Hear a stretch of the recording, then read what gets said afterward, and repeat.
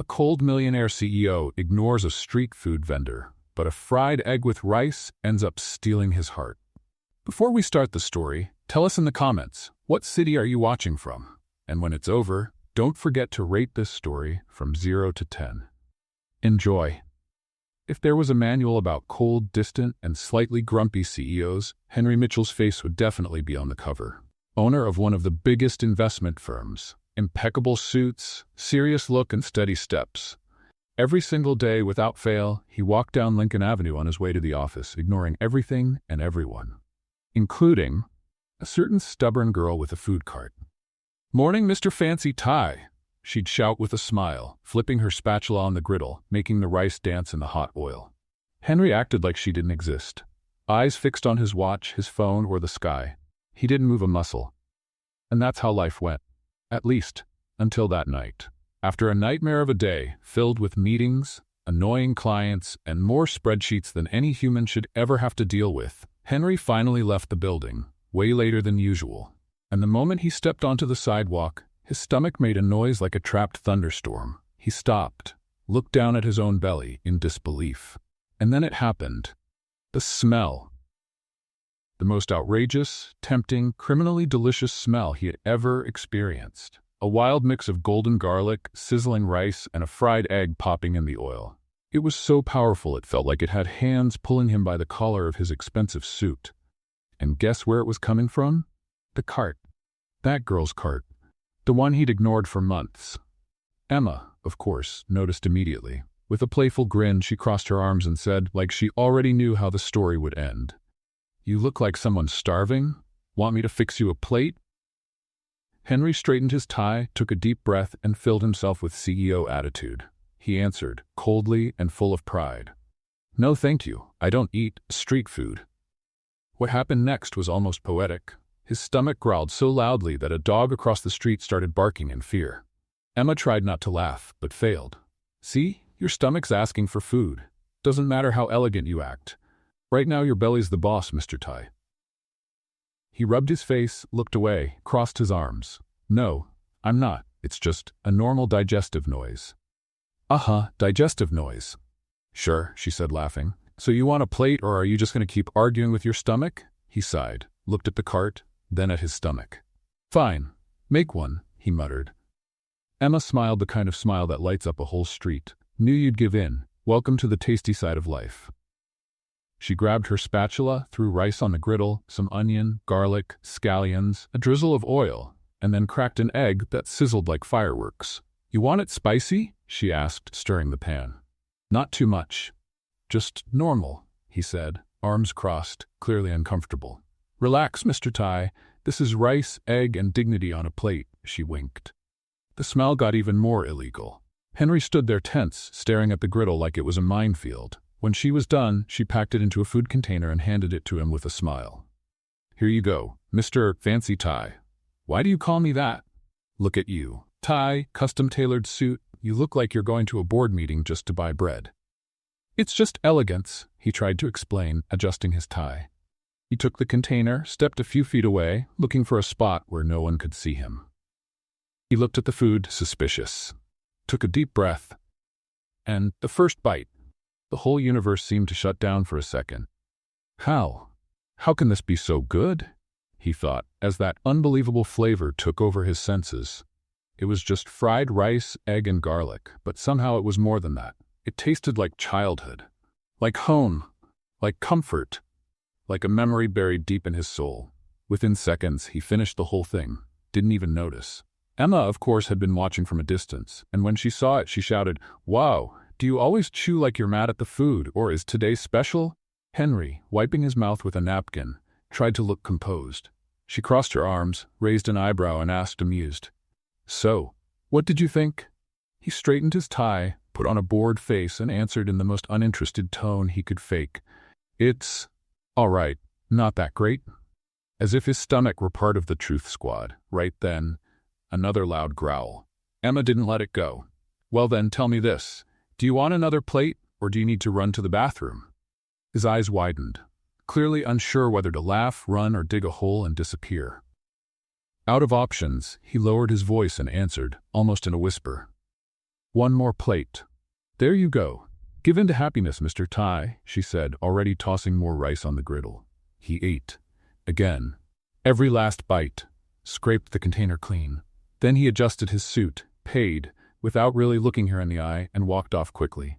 But there was something different in his expression. Something had changed. He just couldn't explain what. The next evening, he left the Brooks Industries building exactly at 6:30 p.m., just like always. Impeccable suit, perfectly knotted tie, steady, determined steps. The plan was simple. Walk straight past the cart, get in the Porsche, and go home. No looking. No stopping. No thinking about that fried rice and egg that had stayed with him all night. But, well, life has its ways. As he neared the corner, Henry slowed down, just a little, almost unnoticeable. Then he pretended to check a message on his phone, but really he was trying to sense something in the air. And there it was. Golden garlic, caramelized onion, rice sizzling on the griddle, and that unmistakable sound of an egg crackling in hot oil. Henry stopped, took a deep breath, looked at the cart, looked at the car, then back at the cart. Oh no, he muttered to himself, I'm not falling for this again. He took 3 more steps toward the Porsche and, well, look who's back, Emma shouted, waving her spatula like it was a magic wand. Mr. Fancy Tie couldn't resist, huh? That was it. He'd been caught. Henry froze on the sidewalk, clearly embarrassed. Emma stood there with that mischievous smile, like she already knew exactly how things would play out. I wasn't, he began, nervously adjusting his tie. I was just passing by. Sure, she nodded, pretending to be completely serious. Just passing by real slow, staring at the cart, sniffing the air, totally just passing. Henry blushed slightly. I wasn't sniffing anything. Oh no? Then why are your nostrils doing this?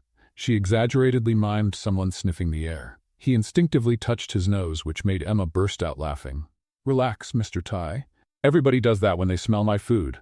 It's normal, it's science, it's irresistible. Henry tried to keep his cool, but Emma could see it. He was clearly struggling inside, torn between executive pride and a deep craving for that food. Fine, he said at last, like he was doing her a huge favor, just to confirm if it was really good. Emma clapped her hands. There it is, you admitted you want more. I like honest customers. It's not that I want, he protested. It's just scientific curiosity. Of course, scientific curiosity. Got it, she said, already tossing rice on the griddle. So, what does science want today? The same as yesterday. That'll do. Emma began working her culinary magic. This time Henry didn't pretend not to be interested. He watched her every move, fascinated by the way she handled the ingredients. She drizzled a bit of oil on the griddle. It sizzled and spread perfectly. Then came the minced garlic, quickly turning golden and releasing that smell that really should be illegal. Next, the seasoned rice, stirred with precision. Where did you learn to cook like this? Henry asked, genuinely curious.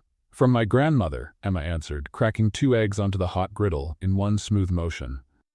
She always said good food takes 3 things: technique, care, and a little bit of mischief. Mischief?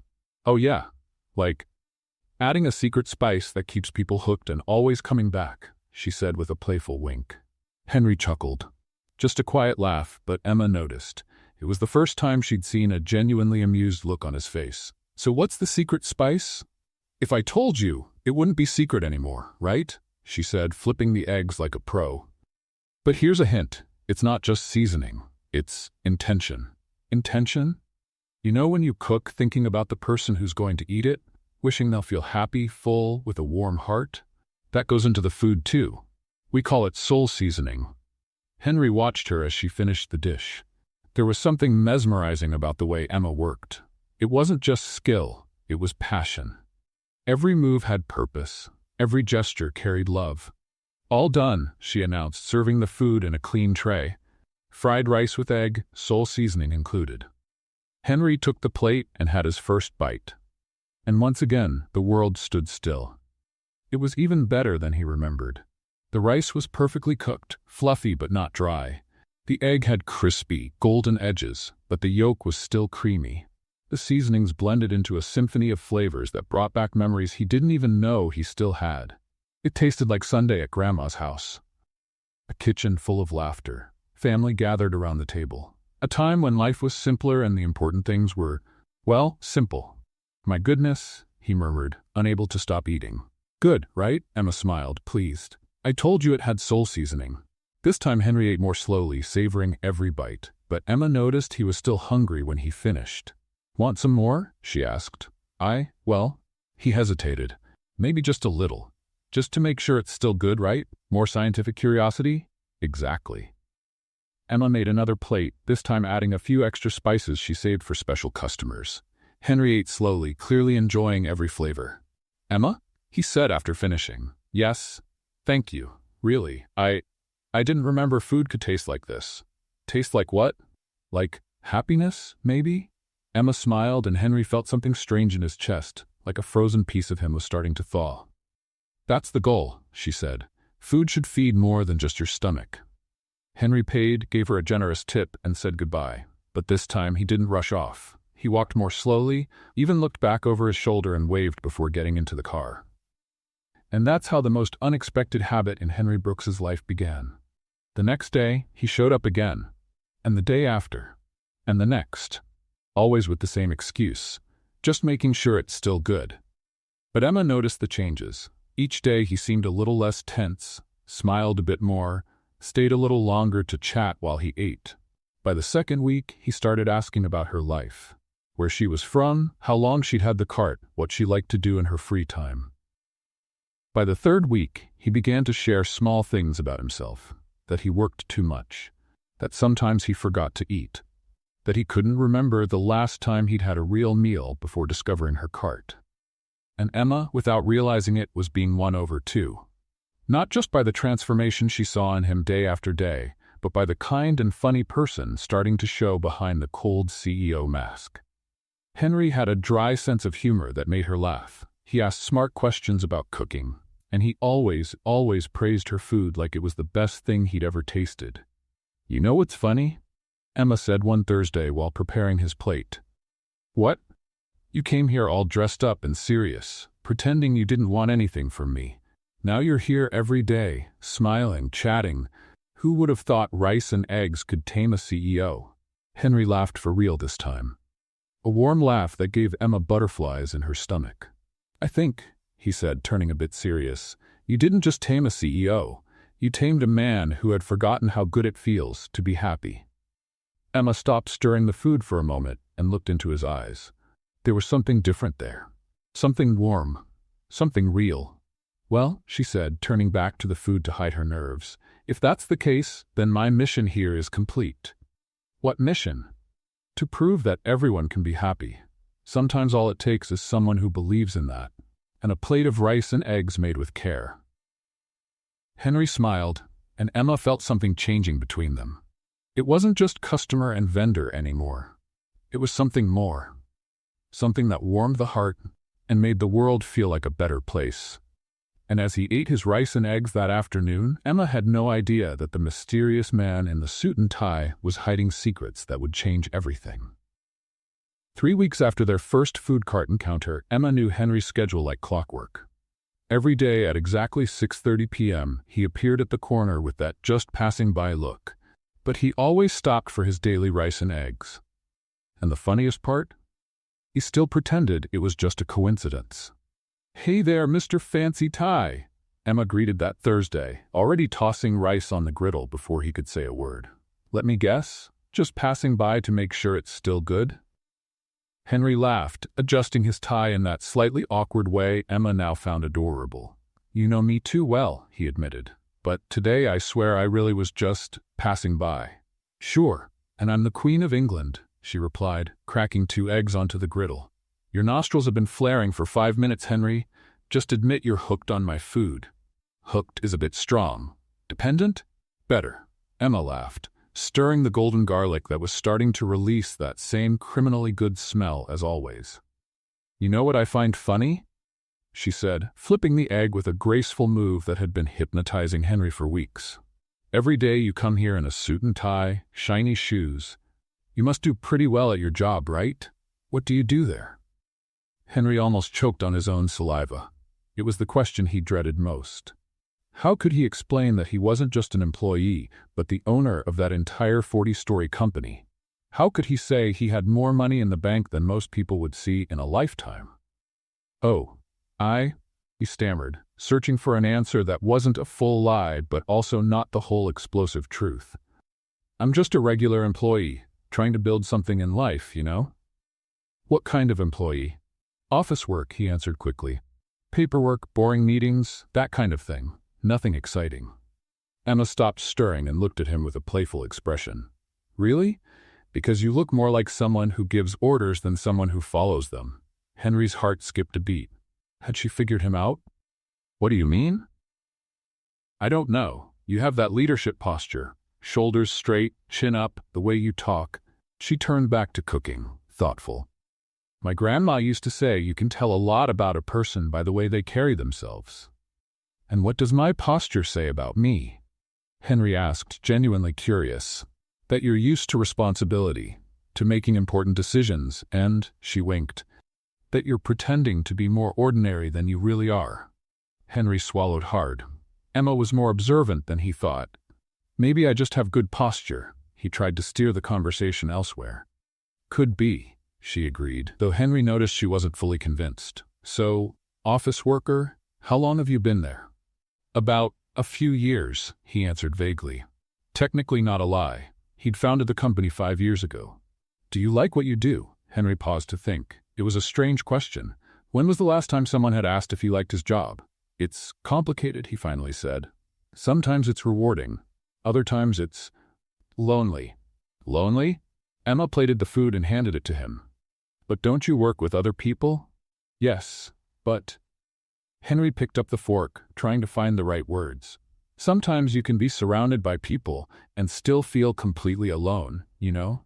Emma stopped what she was doing and looked at him with a more serious expression. Wow, that's kind of deep, Fancy Tie. Sorry, didn't mean to get dramatic. No, it's interesting. It's just, you seem to carry a lot on your shoulders for someone who's just an office worker. Henry took a bite of the rice and eggs, using the food as an excuse not to answer right away. As always, the taste transported him somewhere lighter, simpler. And you? He asked, changing the subject. Did you always want to have a food cart? Oh no. Emma laughed. My real dream is to have a restaurant, a small, cozy place where people come not just to eat, but to feel at home. Why don't you go for it? Mostly money, she shrugged. A restaurant needs startup funds, licenses, it's expensive. But I save a little every month, maybe someday. Henry felt a strange tug in his chest. There was this talented woman with a real dream, fighting for every penny to make it happen, something he could fund without even noticing the expense. I'm sure you'll get there, he said sincerely. Your food is amazing. Any restaurant would be lucky to have you. Emma blushed a little. Thanks, really. Sometimes you need to hear that from someone. Hear what? That your dreams make sense, that they're not silly. They were quiet for a moment, Henry eating and Emma tidying up her tools. But it wasn't an awkward silence. It was warm. Can I ask you something? Emma finally said. Sure. Why do you always eat alone? I never see you with friends, family, a girlfriend. Henry almost choked. I don't have a girlfriend, he answered quickly. Why not? Handsome guy, well-dressed, polite, she ticked off her fingers. You must have a line of admirers. It's not that simple. Why not? Henry thought about how to explain it without sounding pathetic. How could he say that most women who showed interest in him were more into his bank account than the person? It's hard to know if people like you for who you are or for what you represent. Emma frowned. What you represent? You're an office worker, Henry, not the president. He let out a bitter laugh. Sometimes people get the wrong idea because of how you look, how you dress. They imagine things that aren't true. Like what? That you have more money than you really do. That your life is glamorous. That you can offer a lifestyle that, well, maybe you can't. Emma studied him for a moment. You know what I think? What? I think you're running from the wrong people and forgetting there are the right ones. What do you mean? If someone only cares about your money or status, then they're not worth it. But there are people who care about character, kindness, a good sense of humor, she smiled, and the cute way someone eats rice and eggs. Henry laughed for real. Cute? You make this super focused face like it's the most important thing in the world. It's kind of adorable. Adorable? He repeated, surprised, completely. They looked at each other for a moment that lasted a bit too long. Henry felt something stir in his chest, something warm and unfamiliar. Emma? Yes? Thank you. For what? For seeing past the tie. Emma smiled, and Henry felt himself falling in love, not just with the food, but with the amazing woman who made it, the woman who saw him as a person, not a title or a bank balance. And right then, he made a risky decision. He would keep being just Henry, the office worker, the simple man trying to build something in life. Because for the first time in years, someone was falling for who he truly was beneath all the success and money. And he wasn't ready to lose that, even if it meant living the biggest lie of his life. It was a quieter Friday when Henry arrived at the cart and saw Emma organizing some old photos in a small shoebox. She smiled when she saw him, but there was something different in her eyes, a mix of nostalgia and pride. "Look who's here, my most punctual customer," she teased, quickly putting the photos away. "The usual?" "Always," Henry confirmed, curious about the pictures. "Can I ask what those photos were?" Emma hesitated for a second, then smiled and pulled out one of the photos. "My sister Sophia. She's 16 and the smartest person I know." Henry looked at the photo, a smiling girl holding a school diploma. "She's beautiful. She looks like you." "She's much better than me," Emma said with genuine pride. "Top of her class, wants to be a doctor. She's in her last year of high school and already dreaming of med school."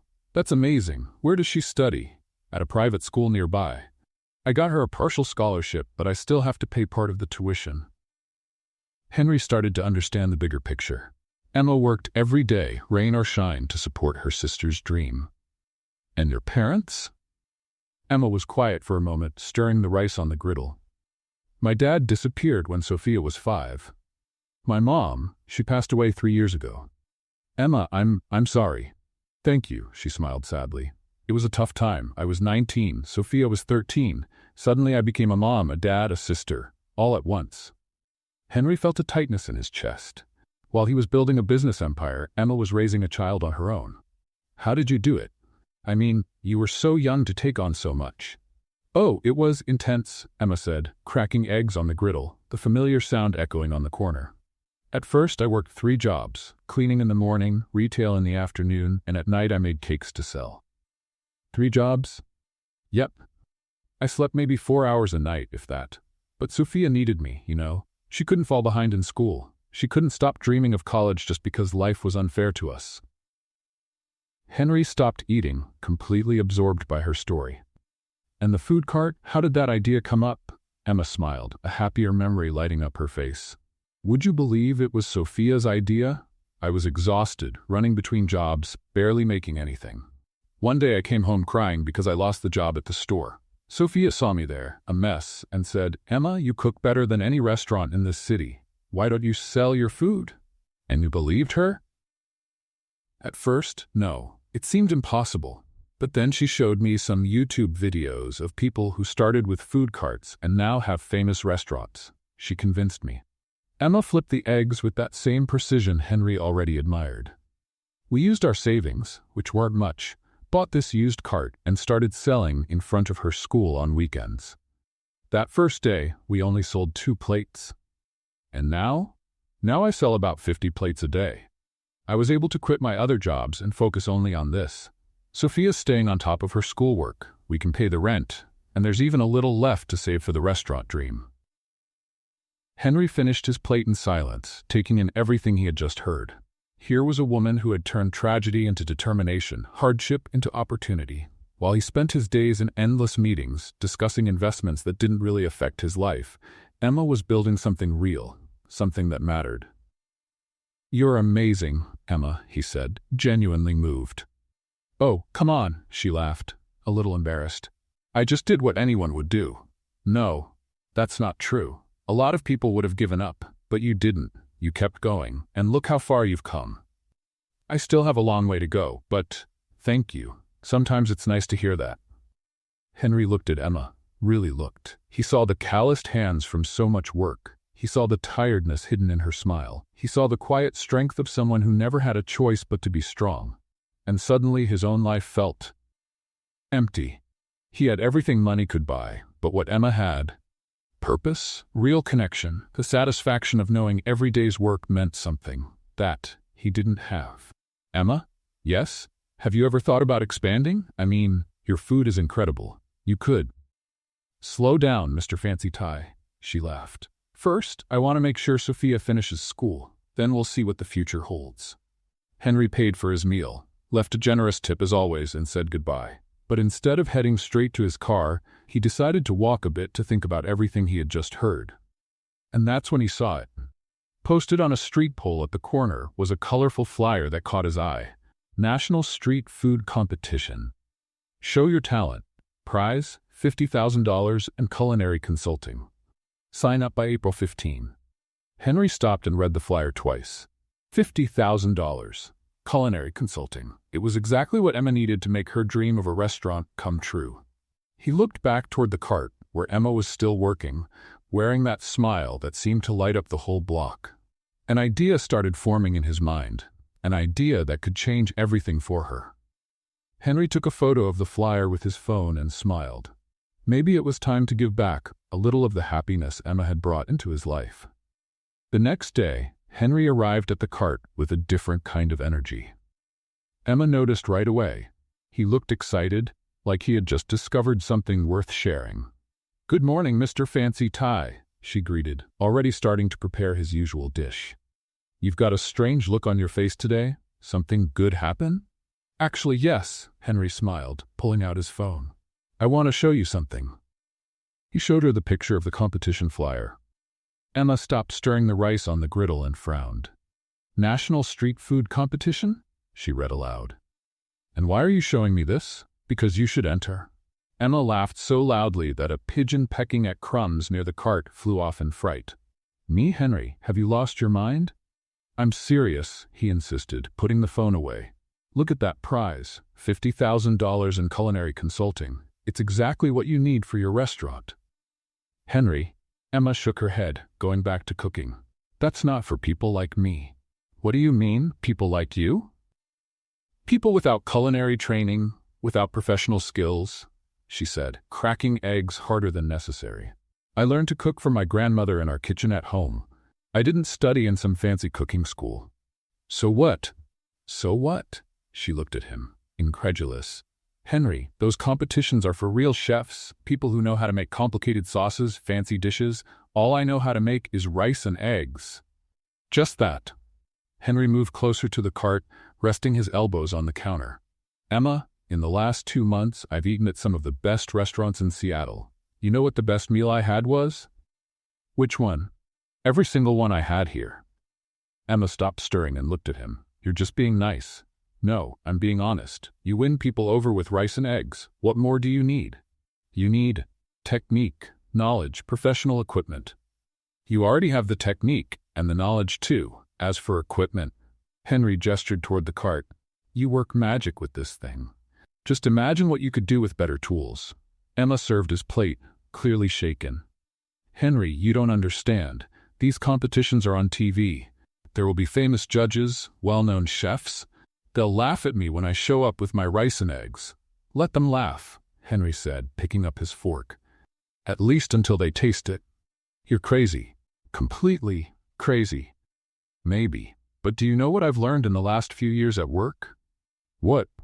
"That real talent always wins in the end. And you, Emma," he took a bite and smiled, "you have more than enough talent." Emma was quiet for a moment, wiping her hands on her apron. "Even if I wanted to, and I don't, the deadline has probably passed." Henry checked the date on his phone. "There's still a week left. Plenty of time." "Henry, just listen. What's the worst that could happen? You don't make it past the first round? So what? At least you tried. But what if you move on? What if you win?" Emma looked at him, and Henry saw the struggle in her eyes. $50,000, Emma. Do you know what that would mean for your restaurant? For Sophia's future?" "Stop," she murmured. "Don't go putting ideas in my head." "Why not? They're good ideas." "Because," she sighed, "because I'll start dreaming about it and then get disappointed when it doesn't work out." Henry finished his plate and stood up. "You know what your problem is, Emma?" "What?" "You're afraid of your own talent." She looked at him, surprised by his words. "You take care of your sister, run a home, built a business from nothing," he continued. "But you're afraid of a competition?" "It's not fear, it's being realistic." It's fear, he said gently. Fear of finding out you're even better than you think.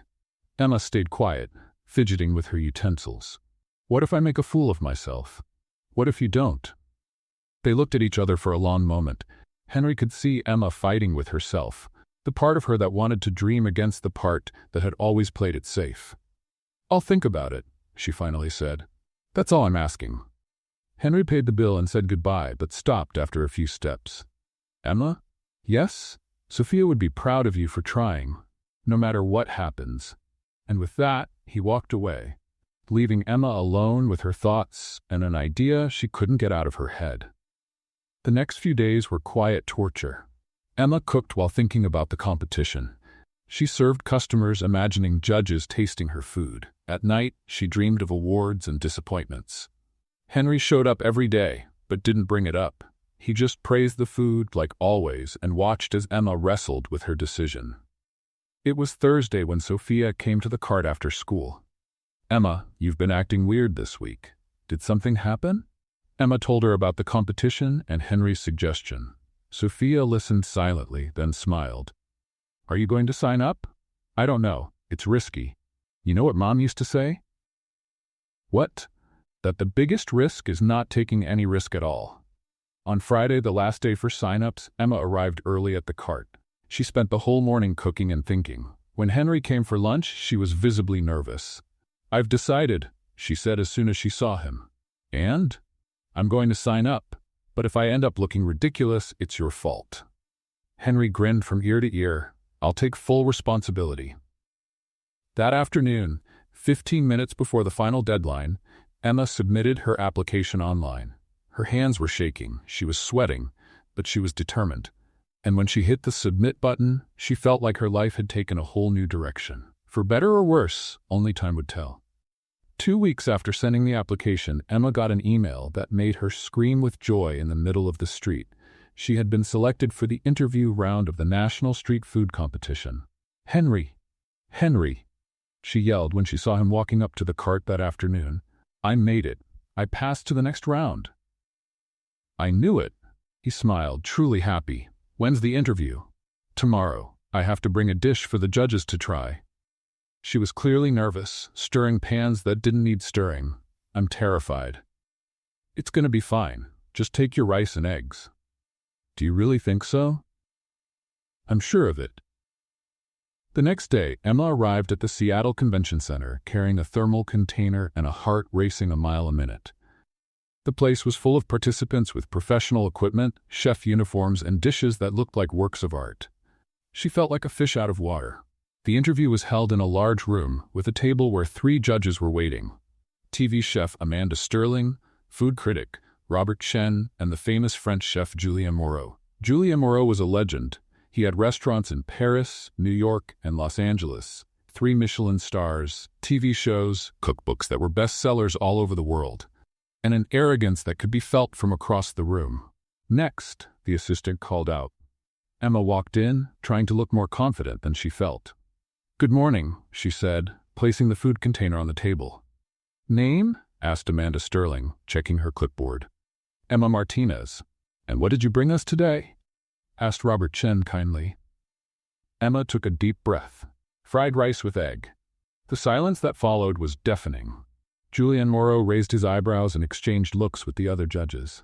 Then he let out a small laugh that made Emma shrink inside. Rice with egg, he repeated, his French accent thick with disdain. Even a child can make that. Emma felt her face get hot. I know it looks simple, but... Looks? Ma chérie, it doesn't look simple. It is simple, Julien interrupted, not even bothering to taste it. This is a national competition. The other contestants brought elaborate dishes, complex techniques, artistic presentation, and you bring rice and egg? Isn't flavor what matters most? Emma tried to defend herself, but her voice came out weaker than she intended. Flavor? Julien laughed again. My dear, anyone who can hold a pan can make rice with egg. Where is the innovation? The technique? The creativity? Amanda Sterling picked up a fork and tasted a small bite. Her expression softened slightly. Actually, it tastes pretty good. Of course it tastes good. Julien cut her off. It's rice and egg. There's salt, there's fat. This isn't about tasting good. It's about taking food to an artistic level. Robert Chen also took a bite and nodded approvingly. There's something special in this dish. The seasoning is really well balanced. You're both being far too generous, Julien waved off his colleagues' opinions. This competition is for serious chefs, not for people making home cooking. Emma felt tears burning in her eyes. My grandfather used to say that good food comes from the heart. She tried one last time. I doubt your grandfather was a professional chef, Julien replied coldly. Let me give you some advice, ma petite. Go back to your little street cart and leave serious cooking to the professionals. Emma picked up her food container with trembling hands. Thank you for your time, she murmured, and left the room as quickly as she could. In the hallway, she leaned against the wall and took a deep breath, trying not to cry. Julien was right. What had she been thinking? Competing with real chefs using her simple rice and egg? Emma? She turned and saw Henry walking toward her. What are you doing here? She asked, surprised. I came to support you. How did it go? Emma couldn't hold back the tears anymore. It was a disaster. You were wrong, Henry. I never should have come. What happened? One of the judges, Julien Moreau, he humiliated my dish in front of everyone, said rice and egg is something even a kid can make, that I should go back to my little cart and leave serious food to real chefs. Henry felt a wave of anger rise in his chest. He said that? He did. And you know what's worse? He's right. What was I thinking? That I'd show up with my little dish and impress everybody. Henry gently held her shoulders. Listen to me, Emma. You want to know what I think of this Julien Moreau guy? What? I think he forgot the most important thing about food, which is that it should touch people's hearts, not just try to impress them. Emma wiped her tears with the back of her hand. But he's right. Rice and egg is too simple. Sometimes the simplest dish has the truest flavor, Henry said, looking into her eyes. Do you think I've come back to your cart every day for months because I'm trying to impress someone? I come back because your food makes me feel at home. But that's not enough in a competition. Says who? Emma, how many times have you seen someone cry over a fancy gourmet dish? Never, I guess. Exactly. But I've seen people cry over their grandma's food, simple food, made with love. He smiled. Your problem isn't the dish. It's that you're trying to be something you're not. What do you mean? You're trying to be a French chef when you should be Emma Martinez, the one who makes the best rice and egg in Seattle. Emma let out a small laugh through her tears. You really think my rice and egg is special? Emma, if I could eat just one thing for the rest of my life, it would be your rice and egg. You're exaggerating. I'm not exaggerating. Last week I dreamed about your rice and egg. I wake up thinking about it. It's pathetic, but it's true. Emma laughed for real this time. You dream about food? What kind of dream is that? The kind where I wake up with my mouth watering, Henry said, blushing slightly. One time, I dreamed you opened a restaurant and I was the only customer. And what was the restaurant like? There was just one table, one dish on the menu, and I was the happiest man in the world. Emma looked at him, feeling something warm in her chest. Henry? Yes. Thank you for believing in me even when I don't believe in myself. Always. They looked at each other for a moment, and Emma felt that maybe, just maybe, she should try one more time. Julien Moreau might have his Michelin stars, but she had something he would never have, soul seasoning, and that, she was starting to realize, was worth much more. After the conversation with Henry in the hallway, Emma felt a strange kind of courage growing in her chest. Maybe it was anger, maybe it was stubbornness, or maybe it was just the need to prove that arrogant French chef completely wrong. You know what? She said, fixing her hair. I'm going back in there. You are? I am. And I'm going to make that Julien whatever Moreau eat his words. Literally. Henry smiled. That's what I like to hear. Emma knocked on the interview room door and walked in without waiting for an answer. Excuse me, she said, placing her food container back on the table. I forgot to mention something. Julien rolled his eyes. Ma chérie, we already said. Did you taste it? Emma interrupted him. Excuse me? I asked if you tasted my food before saying it was too simple. Julien blinked, clearly not expecting that. I don't need to taste it to know that. Oh, so you're like a psychic chef? Emma crossed her arms. You can taste food just by looking? What an amazing talent. Robert Chen held back a laugh. Amanda Sterling was clearly enjoying this. "Listen here, young lady," Julian began, but Emma didn't let him finish. "No, you listen," she pointed her finger at him. "You're judging my food without even tasting it. Is that professional? Is this how you do things in France?" Well, because where I come from we at least taste something before saying bad things about it. It's just basic manners." Amanda Sterling burst out laughing. "She's right, Julian. Taste the girl's food." Julian, clearly uncomfortable, picked up a fork reluctantly and took a small bite.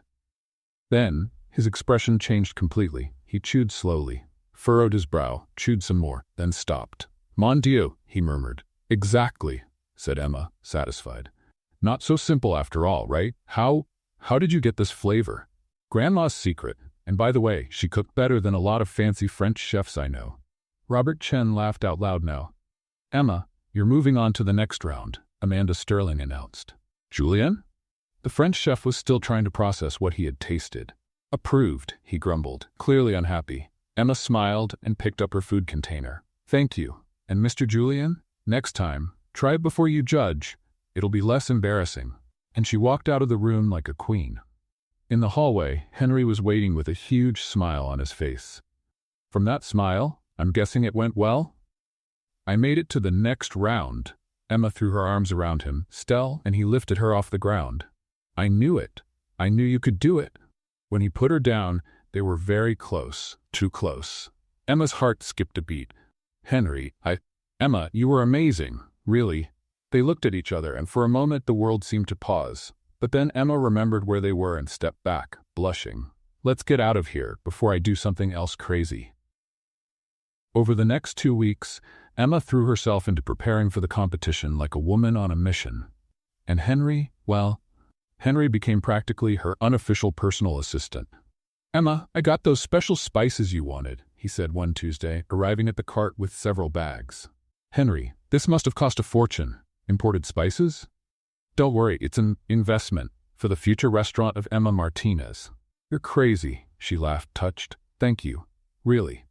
On Thursday, he showed up with brand new equipment. "A portable electric griddle," he announced, taking it out of the box, "so you can practice at home." "Henry, this thing costs more than my rent. It's borrowed," he lied with a straight face, "from a friend, a rich one." "What rich friend?" "A very rich friend that I don't know well." Emma narrowed her eyes. "You're making this up, aren't you?" "Completely. But will you accept it anyway?" She laughed and shook her head. "I'll take it, but only because you're an adorable liar." That weekend, Henry showed up with an even bigger surprise. "I created an Instagram profile for you," he said, showing her the phone. "Look, at a rose comma more Emma. You already have 300 followers. Wait, how do I already have 300 followers? Well, I might have shared it with a few people I know." "What people, Henry? You said you don't have many friends." "I have. Work acquaintances, administrative folks have their connections." Emma grabbed the phone and looked at the photos he had posted. They were all beautiful, professional, making her food look like it belonged in a magazine. "Henry, these pictures are amazing. Who took them?" "I did," he said proudly. "Turns out I have a talent for food photography." "Talent? These look completely professional." "YouTube University," he shrugged. "I watched about 40 tutorials." Emma was both moved and impressed. "Why are you doing all this for me?" Henry grew serious for a moment. "Because you deserve it, and because seeing you happy makes me happy too." They looked at each other again in that way. The air between them almost sparked with tension. Emma moved a little closer. "Henry." "Emma." He leaned in. She closed her eyes. They were just inches apart when... "Emma, what's this about a TV competition the neighbor told me about?" Sophia came running over, her school backpack still on, with a look that said she wanted answers. Right now. Emma and Henry pulled apart so quickly they nearly knocked over the griddle. "Sophia, you scared me." Emma tried to recover her composure. "You got out of school early." "I left early to come talk to you," Sophia said, looking from Emma to Henry with that sharp teenage gaze that misses nothing. "Hi, Henry. Did I interrupt something?" No, you didn't interrupt anything," Emma said quickly. "We were just talking." "Talking very closely, from what I saw," Sophia said with a sly smile. Henry turned bright red. I was just explaining a food photography technique." "Oh, sure," Sophia said, clearly not buying it. "And this technique needs you to stand that close?" "Sophia," Emma protested. "Relax, sis. I like Henry. He seems like a good guy," Sophia said, winking at him. "Just don't do that kind of stuff in front of the cart. It's bad for business." Emma was mortified. Henry looked like he wanted to hide behind the griddle. "Now tell me how the competition interview went." Sophia crossed her arms. And just like that, with Sophia asking 100 questions and Henry pretending to reorganize the spices for the 10th time, the romantic moment vanished completely. But Emma couldn't stop smiling. Because for the first time in her life, she had someone who believed in her. Someone who was willing to invest time, money, and energy in her dreams. And judging by the way Henry looked at her, maybe, just maybe, he felt something more than friendship. The problem was, she was starting to feel it too, and it was getting harder and harder to ignore. If there had been a contest for most nervous person in the universe, Emma would have won by a landslide that Saturday morning. She arrived at Pier 70, the competition location, at 6 in the morning, pushing her cart through the still, empty streets of Seattle. The event wouldn't start until 9, but she needed time to calm herself down, or at least try. "Deep breath, Emma. It's just a national competition being broadcast live to 3 million people. No pressure at all," she muttered to herself. When she got there, she stopped and widened her eyes. The pier had been transformed into a full-blown food fair. Colorful tents, cameras everywhere, a swarm of producers rushing around with clipboards and headsets. And the other competitors. Oh dear. Emma looked around and wanted to crawl under her cart. To her right was a food truck that looked like it had been pulled straight out of a design magazine. All black and gold, with the name Gourmet Fusion written in elegant letters. The chef, a man with a hipster beard and leather apron, was organizing ingredients Emma didn't even recognize. To her left, a huge red trailer with a kitchen that looked more high-tech than a NASA lab. The chef, a blonde woman in a spotless uniform, was testing what looked like a culinary blowtorch. And behind her, the most intimidating of them all, a food truck that looked like a luxury restaurant on wheels. Mirrored windows, an internal sound system, and even a TV playing videos of the chef's dishes. And then there was Emma, with her peeling blue cart, 2 pots, a slightly crooked griddle, and an umbrella that had definitely seen better days. "Can I help you?" a producer asked, approaching with a polite smile that didn't quite hide her confusion. "Are you a contestant or a local vendor?" "Contestant," Emma replied, trying to sound confident. "Emma Martinez." The producer checked her clipboard, clearly surprised. "Oh, you're the street cart one. That's me. How interesting." "Well, your space is over there," she said, pointing to a tiny spot between 2 massive food trucks. "Good luck." Emma pushed her cart to her little corner and tried not to feel like David facing several Goliaths at once. "Hey there," said the hipster chef from the gold food truck. "First time in the competition?" "Yeah. And you?" "Third time. Marcel Dubois," he said, extending his hand, "executive chef at 5 restaurants in San Francisco." "Emma Martinez, executive chef of 1 cart." Marcel laughed, clearly thinking she was joking. "Funny. So what's your specialty?" "Fried rice with egg." Marcel's laugh stopped short. You're serious?" "Completely." Marcel blinked a few times, then gave a nervous little chuckle. "That's bold, very minimalistic." "It's one way to put it," Emma agreed. From the other side, the blonde chef walked over. "Victoria Ashford," she said, holding out a perfectly manicured hand. "Graduated from the Culinary Institute of America." "And you?" "Emma Martinez, graduated from Grandma's University." Victoria frowned. "Not familiar with that one." "That's because it's just a kitchen, with a very wise grandma." Victoria smiled politely, but Emma saw her exchange a look with Marcel. At exactly 9 a.m., the cameras started rolling and the host, a tall man with a made-for-TV smile, kicked off the show. "Welcome to the National Street Food Competition. Today, 10 talented chefs will compete for the grand prize of $50,000. The crowd of spectators cheered. Emma gave a small wave, feeling completely out of place. "Chefs, you have 2 hours to prepare your best dishes. Your time starts now." And that's when chaos broke out.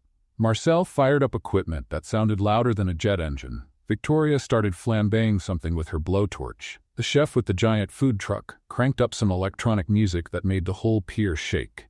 And Emma tried to light her stove, Tried once. Nothing. Tried twice. Still nothing. On the third try, a tiny spark, and then nothing again. No, no, no, she muttered, turning the knob desperately. The stove was completely dead. Emma felt panic rise in her throat. Around her, the other competitors were already cooking like their lives depended on it. The clock showed 1 hour and 55 minutes. "Everything okay over there, Emma?" the host shouted, approaching with the cameras. All good," she lied, still struggling with the burner. "Just warming up the equipment." Such dedication. Emma's taking her time to make sure everything is just right. The cameras moved on, but Emma knew she couldn't fake it much longer. She tried again, tapped the burner, silently begged. But nothing worked. "Sorry, Grandma," she whispered, tears of frustration welling up in her eyes. "Looks like this isn't going to happen." She was just about to raise her hand and give up when she heard a familiar voice shouting from beyond the security barrier. "Emma, don't give up. I brought back up." It was Henry, and he was carrying what looked like a spare gas tank. Emma had never been so happy to see someone in her entire life. The problem was, how would he get to her? The competition area was restricted. Only contestants and production staff were allowed inside.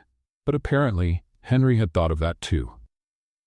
Because the next thing she knew, he was sprinting toward the security barrier like an Olympic pole vaulter. Sir, stop!" the security guards yelled. But Henry had already jumped the fence with a speed no one expected from a guy in a suit. "Food emergency," he shouted, running toward Emma's cart with the tank in his hands. "Culinary rescue in progress." The crowd burst into laughter and applause. The cameras chased after him. The host didn't know whether to laugh or call security.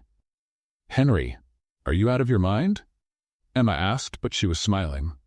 "Totally," he answered, already hooking up the new tank. "But I wasn't going to let you quit because of a stubborn stove." In just a few minutes, Henry had swapped the tank and fixed the connection. The burner came back to life with a perfect blue flame. "It works," Emma shouted, hugging Henry right in front of everyone. The crowd went wild. The host decided to just go with it. And that, folks, is how you pull off a culinary rescue. "Henry, do you have experience with kitchen equipment maintenance?" "I've got experience making sure Emma doesn't give up on her dreams," Henry replied, still wrapped in Emma's emotional hug. And with that, he jumped back over the barrier and was escorted out by security. But not before shouting, "Go, Emma! Show them the power of egg-fried rice." Emma wiped her tears, lit the burner, and smiled at the cameras. After the most epic culinary rescue in the history of cooking competitions, Emma had 1 hour and 40 minutes on the clock, and a level of determination that could move mountains, or at least make the best egg-fried rice in the universe.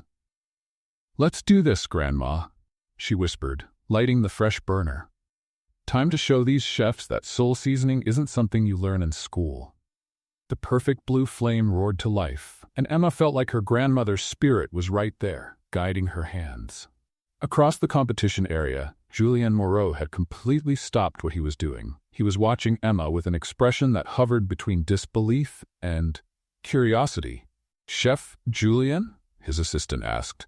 "Aren't you finishing the beurre blanc sauce?" Julien murmured, eyes still locked on Emma. "I'm observing an interesting technique." Which, of course, wasn't true.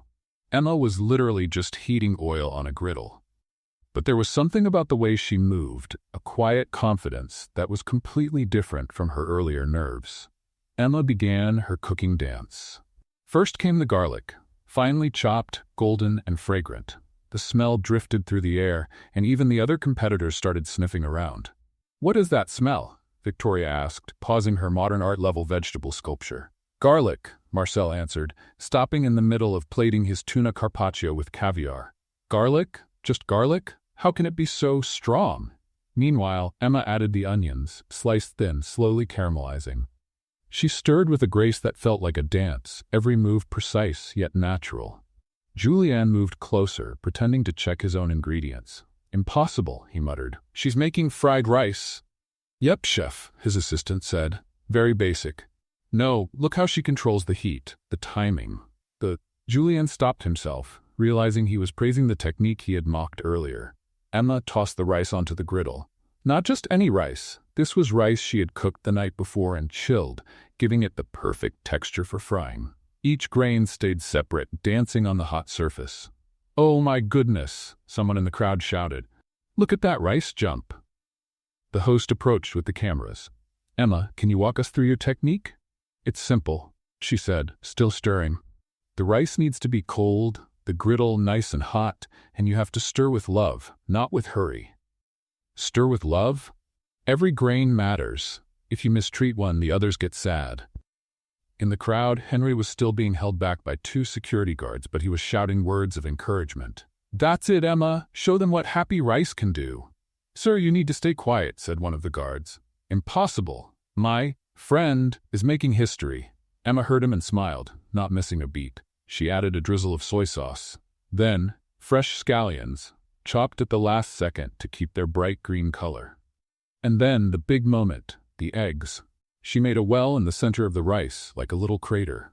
She cracked 2 eggs right into it, their golden yolks spreading like tiny suns. "Crater technique," Marcel noted, clearly impressed in spite of himself. "Very clever." "It's just common sense," Victoria replied, but she was watching closely too. Emma folded everything together, incorporating the eggs with steady, gentle movements. The result was a golden, creamy mixture that smelled like comfort and happiness. 15 minutes left, the host announced. Emma was perfectly on time. She tasted the rice with a spoon, adjusted the flavor with a pinch of salt and a drop of sesame oil. "Done," she said, turning off the heat. Around her, the other competitors were in full panic mode.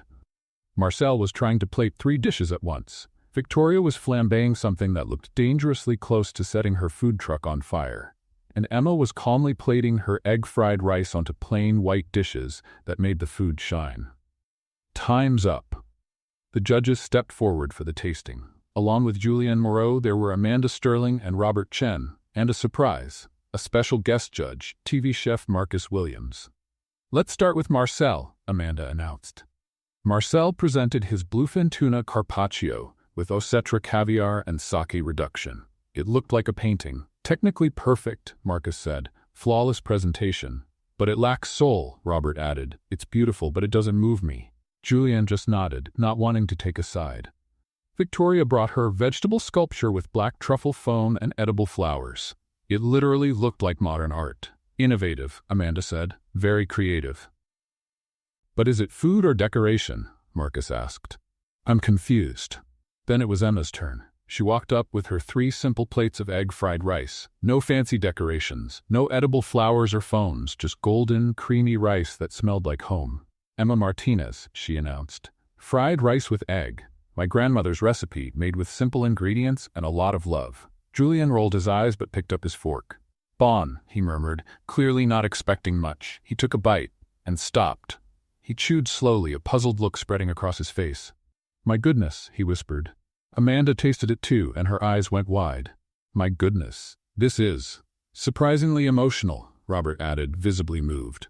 "How can something so simple feel so deep?" Marcus took a bite and stayed silent for a long moment. "Emma," he finally said, "how old are you?" 24. "And how long have you been cooking?" "Since I was tall enough to stand on a stool in Grandma's kitchen." This isn't just food, it's memory, it's feeling, it's love," Amanda said, wiping a tear from the corner of her eye. "I can feel the love in this dish." Julian kept chewing in silence, his expression growing more surprised. "Julian," Amanda asked, "what do you think?"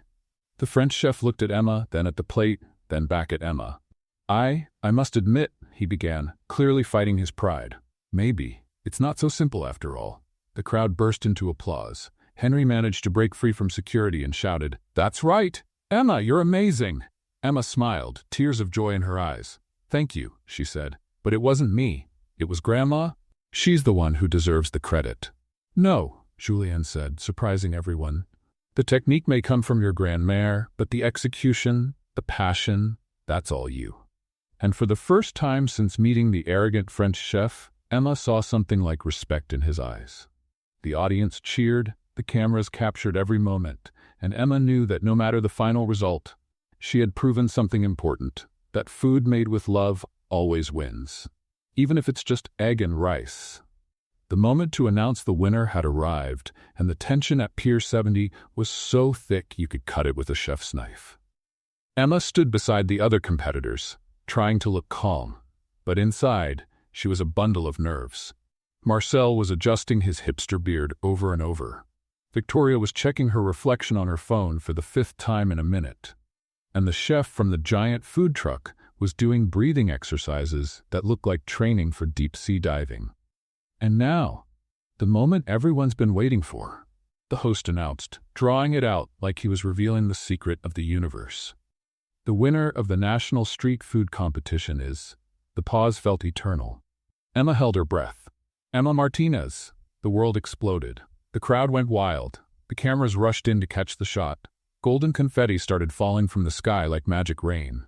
Emma stood frozen for a full 3 seconds, not believing what she had just heard. "Me?" she shouted, pointing to herself. "Are you sure?" "Absolutely," the host said, laughing. "You are officially the National Street Food Champion." Emma started jumping in place like a kid who just got her dream Christmas gift. "I can't believe it. I can't believe it. I can't believe it." In the middle of the crowd, Henry was screaming louder than anyone. "That's my friend. I knew her before she was famous." Security didn't even try to stop him anymore. Amanda Sterling came forward with a giant check, TV show style, and a bouquet of flowers. "Emma, congratulations, $50,000 and a full culinary consulting package to help you open your dream restaurant." Emma took the check and started crying. "Grandma, we did it," she sobbed, looking up at the sky. "So how does it feel to be the girl who won a national competition with just rice and eggs?" a reporter asked, shoving a microphone in her face. I feel like I could fly," Emma replied, still crying and laughing at the same time.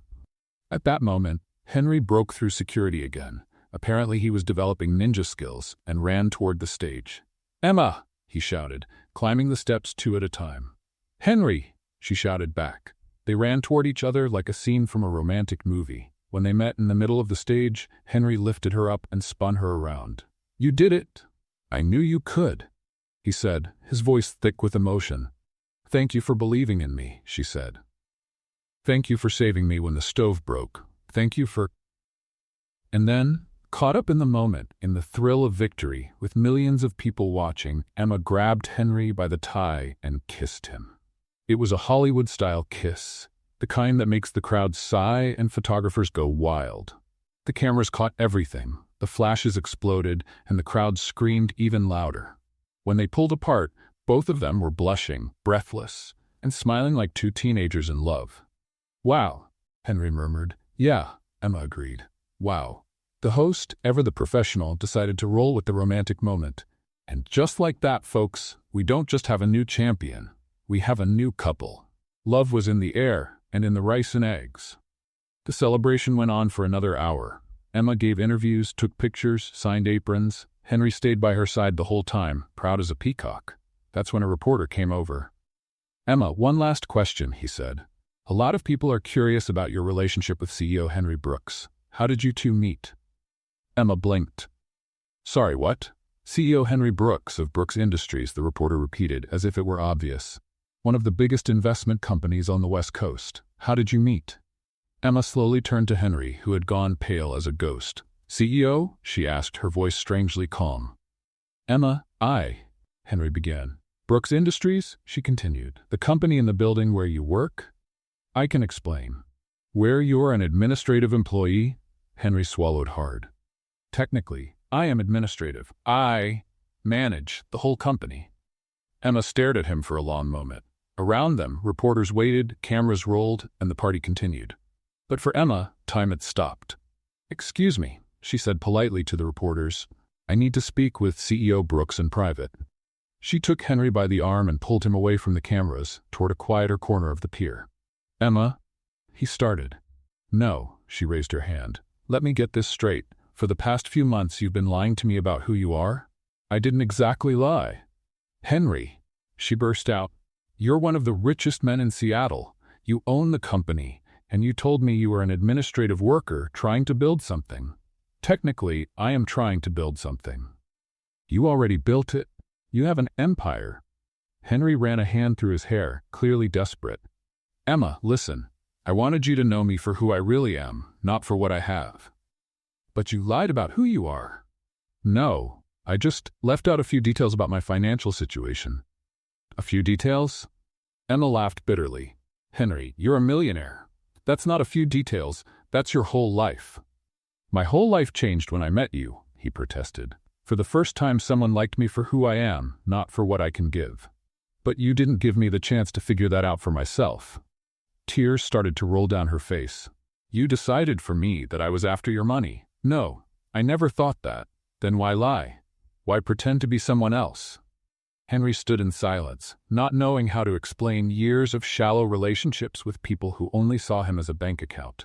Emma, you have to understand. Every woman who ever got close to me only wanted. I'm not every woman, she shouted. I'm me, and you never gave me a chance to prove that. But you did prove it. You fell in love with me thinking I was broke. I fell in love with someone who doesn't exist. Emma wiped her tears with the back of her hand. The Henry who's an admin trying to make something of himself. That guy doesn't exist. You're Henry the billionaire CEO who plays poor. I'm still the same person. No, you're not. The same person wouldn't lie.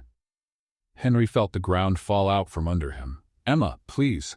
What I feel for you is real. What we had together was real. Emma looked at him for a long moment, and Henry saw the exact moment she made her decision. Maybe it was real for you, she said, her voice breaking. But for me, I can't be with someone who lied about who they are. That's not love, Henry. That's a lie.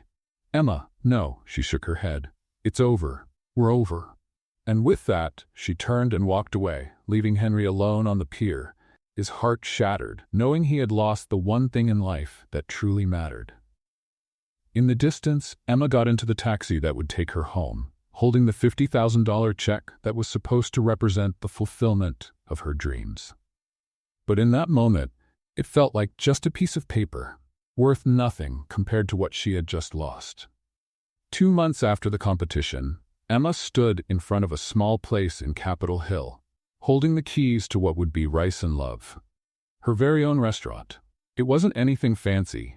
12 tables, an open kitchen, exposed brick walls, and a rustic charm that made everyone feel at home. Just like she had dreamed. I can't believe we did it, Grandma, she whispered, looking up at the sky. Sophia was next to her, practically bouncing with excitement. Emma, just look at this. You've got a real restaurant. We've got a restaurant, Emma corrected her. You're the one who gave me the strength to get here.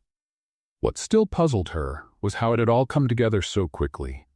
Yes, she had the $50,000 from the prize, but renovating the place, buying equipment, getting licenses, it was all much more expensive than she'd imagined. That's when the anonymous investor showed up. One day, a lawyer called saying a client wanted to invest in her restaurant but wished to remain anonymous. The investment would cover all extra costs, with no interest and no claim to the profits. Is this real? Emma asked, skeptical. Completely legal, the lawyer assured her. My client has just one condition: you can never know who it is. It was strange, but Emma wasn't in a position to say no. And so, Rice and Love became a reality. The opening was a huge success. Lines out the door, food critics, influencers, and of course all the loyal customers from her food cart. But through all those months of hard work and success, Emma carried a quiet sadness. No matter how many compliments she got or how many plates she served, there was always an emptiness. She missed Henry. Not the rich CEO who lied, but the man who ate rice and eggs every day with that focused little face. The man who believed in her dreams when she couldn't believe in them herself. Emma, said Sophia one morning while helping prep in the kitchen, you're thinking about him again. About who? Henry. You get that lost puppy look every time he crosses your mind. I do not. You do, and look. Sophia stepped closer. I know he lied, but you saw the way he looked at you. That wasn't a lie. Emma sighed. It doesn't matter, Sophie. He made his choice. He chose to pretend instead of trusting me. Or maybe he was just scared of losing you. Fear doesn't justify lies. Sophia was about to respond when the doorbell rang. Good morning. Emma greeted automatically without looking. Welcome to Rice and Love. Hi, said a familiar, nervous voice. Are you looking for a dishwasher? Emma turned and nearly dropped the pot she was holding. It was Henry, but not Henry the CEO in a perfect suit. This Henry wore jeans, a simple t-shirt, and a shy smile she hadn't seen in months. Henry? She whispered. Hi, Emma. The place looks amazing. Sophia looked between them and decided she urgently needed to check on something in the back. I'll just go check. Important stuff, she said, disappearing into the kitchen. Emma stood still, unsure of what to say. What are you doing here? Looking for a job, he answered, with that half smile that used to completely disarm her. I heard you might need help in the kitchen. Henry, I work cheap, and I'm really good at washing dishes. Emma crossed her arms. You don't have to hide again. Henry sighed and stepped closer to the counter. I'm not hiding. I'm being honest, for the first time in a long time. Honest about what? About the fact that the last 6 months have been the worst of my life, he said, placing his hands on the counter. About how I wake up every day thinking about your rice and eggs, about how I've dreamed of you every single night. Emma felt her heart race but kept a serious face. And about how I found out who your mysterious anonymous investor is. Emma's blood ran cold. What do you mean? Emma, I'm your anonymous investor. Her eyes widened. You. Me. And before you get angry, let me explain. He raised his hands in surrender. I couldn't let you give up on your dream because of money. Not after seeing how you shined in that competition. Henry, I know you don't want anything to do with me. I know I messed everything up, but I never stopped cheering for you, even from afar. Emma looked at him for a long moment. You invested in my restaurant? I invested in your talent, in your dream, in you.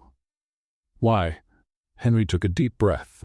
Because, if I lied before, it was out of fear. Fear of not being enough for you. Fear that once you found out who I really was, you'd walk away. But if I'm here now, it's because what I feel is real. It always was. Emma felt tears starting to form in her eyes. Henry, Emma, I don't want to be a CEO for you. I don't want to be rich for you. I just want to be the man who loves the way you cook, who believes in your dreams, and who would do anything to see you happy. Even if that means washing dishes, especially if that means washing dishes, by your side. Emma looked at him for what felt like forever. Then a small smile appeared at the corner of her mouth. Then prove it, she said. And this time, no pretending. No pretending, he agreed. No lies. And starting as a dishwasher for real. Henry laughed. Deal. But can I ask for a raise later on? We'll see what kind of employee you are first. They looked at each other and laughed, and then Henry leaned over the counter and kissed her. It was a sweet, honest kiss, full of forgiveness and new beginnings. When they pulled apart, Sophia appeared, clapping her hands. Finally! You two are more stubborn than mules. 3 months later, on what seemed like an ordinary Thursday night, Henry showed up at the restaurant with a bouquet of flowers and a mysterious smile. What's this? Emma asked, a little suspicious. Can you close the restaurant a little early today? Why have a surprise? An hour later, Rice and Love had been transformed into a romantic version of itself. Candles, rose petals, soft music, and only one table in the center. Henry, what did you do? He guided her to the table, where there were 2 plates of the famous rice and eggs. Emma Martinez, he said, kneeling beside the table, you taught me that the simplest ingredients can create the most extraordinary flavors. Emma put her hands over her mouth. You taught me that real love doesn't need pretending or lies. It just needs to be real. He pulled a small box from his pocket. Will you marry me? And before you answer, I promise I won't wash the dishes anymore once we're married. Emma laughed through her tears. Only if you promise to keep eating my rice and eggs every day. Forever. Then yes. 6 months later, on a beautiful beach in Maui, Emma walked toward a small altar set up in the sand, wearing a simple dress and the brightest smile in the world. Henry waited in a tuxedo, tears of happiness in his eyes. Sophia sat in the front row, crying proudly, holding a bridesmaid's bouquet and a sign that read, I knew it from the start. And when the priest asked if Emma would take Henry as her husband, she looked into his eyes and said, I do. Forever. With rice and eggs and everything. The next day, back at the restaurant, a famous food critic came in for a review. It's just rice and eggs, right? She asked, looking at the menu. Emma, now wearing a wedding ring that sparkled like her happiness, smiled. Just wait until you try it.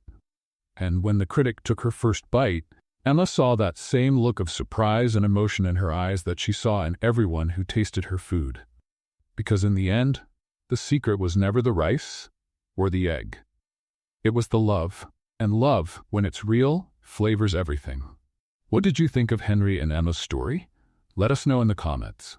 Rate this story from 0 to 10. What's your score? Don't forget to subscribe and hit the bell to follow all our stories. And click here on the final screen to watch more emotional stories.